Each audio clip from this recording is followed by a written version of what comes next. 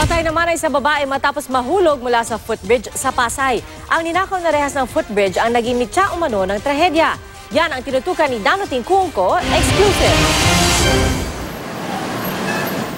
Kapansin-pansing bagong hinang ang tatlong rehas na ito sa hagdan ng footbridge sa EDSA Taft northbound sa Pasay.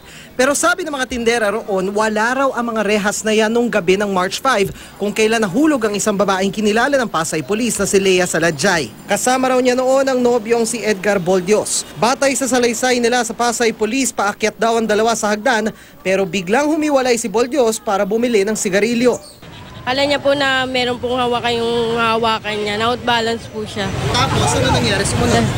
Doon po nauntog yung ulo niya pababa, papunta na rito. Padapa po yung ano niya eh. Dead on arrival sa Pasay General Hospital si Saladjay.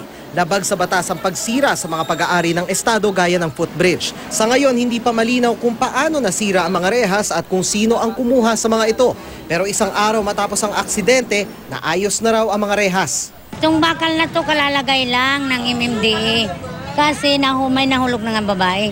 Pero ilang taon na yan nawala kasi kinakalakal ng mga nananakal. So matagal na talagang walang bakal? Matagal na yung tatlong rehas na yan wala. Base sa report ng TTC natin, ng CDO, Traffic Discipline Office, meron pang railing bago yung mangyaring incidente na yun. Nung nangyari yung incidente, fresh lang po na kananakaw lang po ng railings ng overpass na yun. Bukod daw sa regular check-up, agad naman daw tinitimbre sa kanila ng mga enforcer ang anumang problemang katulad nito para agad maayos. Nagpaabot ng dispensa ang MMDA sa biktima at pamilya nito. Danoting Kungko, nakatutok, 24 oras.